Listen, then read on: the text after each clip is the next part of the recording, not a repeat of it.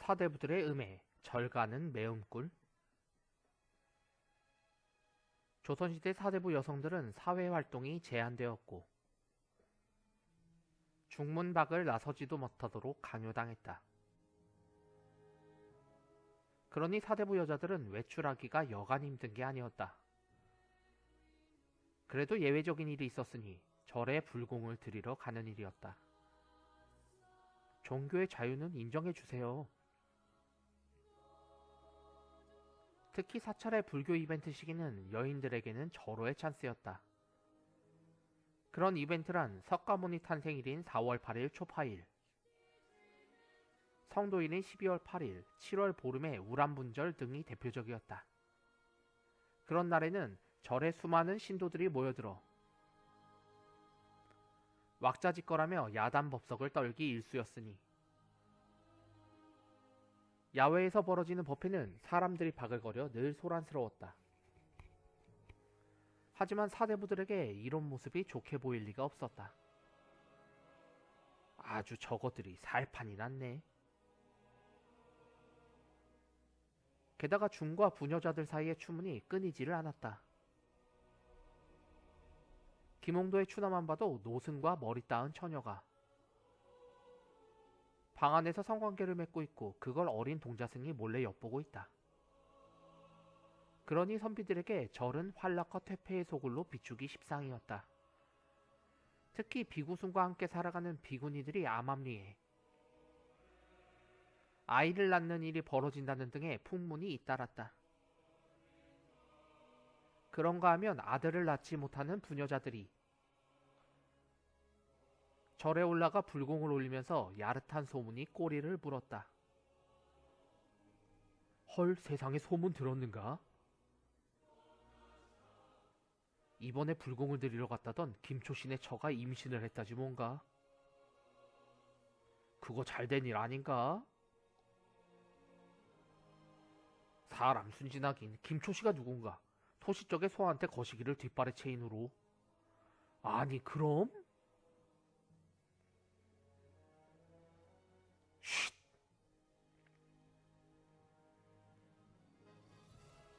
물론 절도 사람 사는 곳인데 그런 일이 아예 없었다고는 못하겠지만 그보다 부풀려진 소문에 편승해서 일방적인 비난과 오해에 시달려야 했던 경우가 잦았던 것이다. 힘좋았던 스님들, 나라의 온갖 잡리를 도맡게 되다. 시들어가던 불교에 새로운 전기가 마련된 것은 임진왜란 때였다. 서산대사, 사명당 등이 의병장으로 승군을 이끌고 외병을 막는 데 크게 일조를 하자 중들도 조금은 제 목소리를 낼 수 있게 됐던 것이다. 때문에 조선정기 속절없이 무너져가던 불교의 법맥이 그나마 다시 일어서게 된다. 하지만 다른 한편에서는 오히려 그게 화근이었다. 중놈들이 그렇게 힘이 좋은 줄을 몰랐다니까? 그러게 군뱅이도 구르는 재주가 있다더니. 쓸모없는 줄 알았던 중놈들이 외병을 때려잡을 줄이야.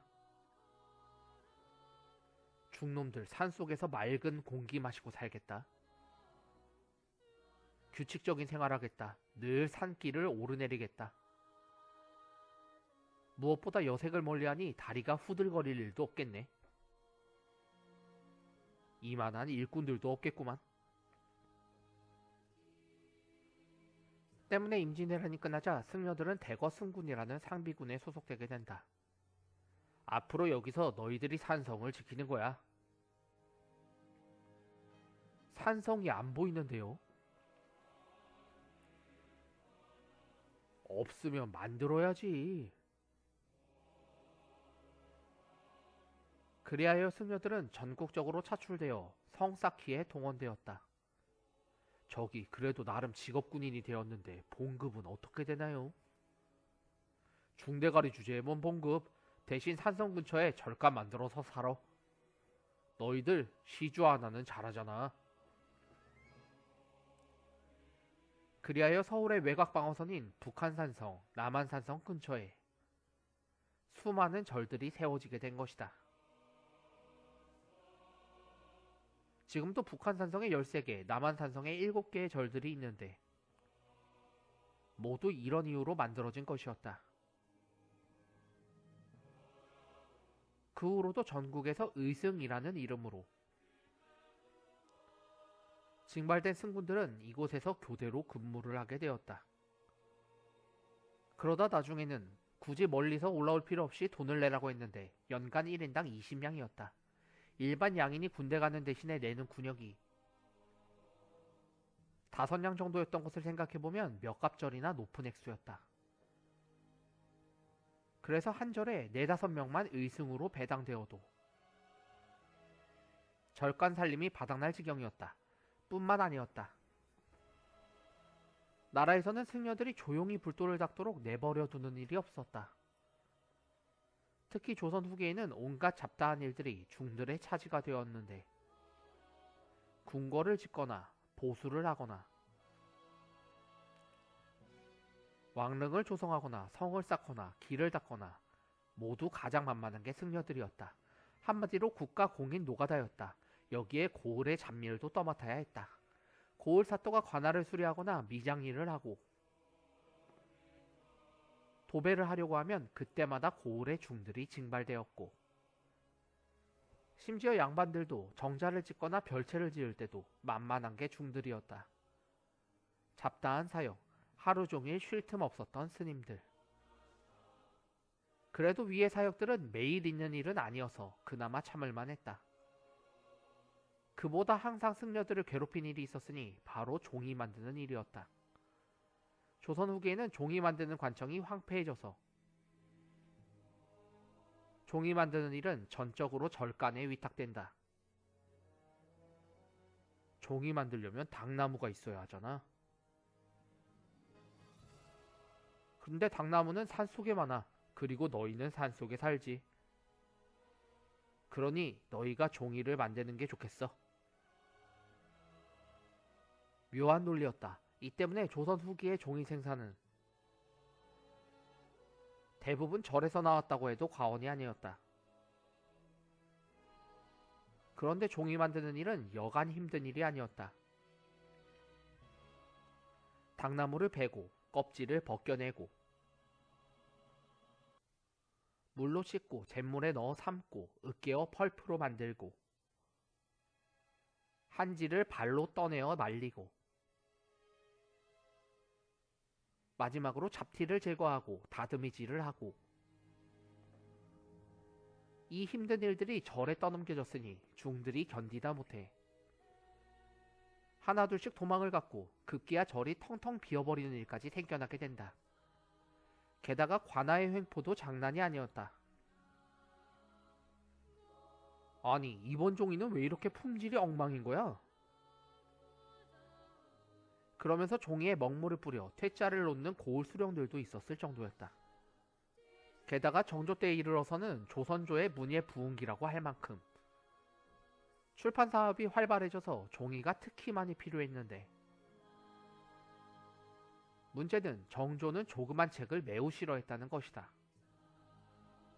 책을 조그맣게 만들면 게으른 선비들은 필시 누워서 책을 보려고 할 게야. 이렇게 책망했기 때문에 당시에 만들어진 책들은 모두 크게 만들어야 했고 그러므로 종이는 더더욱 모자랐다. 그래서 종이를 만들으나 하도 부산을 떤다 해서 당시 만들어진 종이를 헐레벌떡 종이라고 부르기도 했다. 이렇게 관아에 종이를 바치는 일도 벅찬데 고을의 서원, 향교의 양반들까지도 합세해서 여기저기서 스님들에게 종이를 만들어 달라고 협박하기도 했던 것이다. 한편 종이 다음으로 절에서 많이 만들었던 것은 집신과 미투리였다. 이들 물건은 생계를 위해 내다 팔기도 했고 절에 온 양반의 노비들에게 뇌물로 갖다 바치기도 했다. 이때 노비들은 마치 자기 물건을 내놓으라는 식으로 승려들을 강압적으로 협박하는 일도 있었다. 그러니 조선시대 승려는 노비보다 못한 존재였던 것이다. 니들이 집신 팔아서 먹고 사는 거 아니까 몇 개 내놔. 그런가 하면 조선시대절은 두부 공장도 역임하기도 했다. 지금이야 두부는 서민들의 요긴한 창거리지만 조선시대만 해도 두부는 흔치 않은 별미였다. 그런데 이걸 주로 만들던 곳이 절간이었다.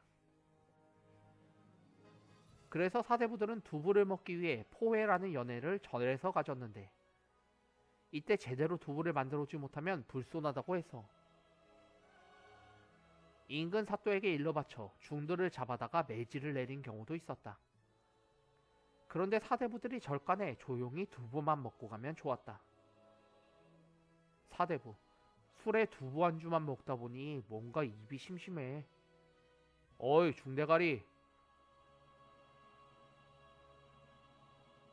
저기 냇가에 가서 은어 몇 마리 잡아서 매운탕 좀 끓여오고 닭 몇 마리 잡아서 두부탕 좀 만들어봐. 이렇게 스님들에게 살생을 강요하는 사대부들도 있었다.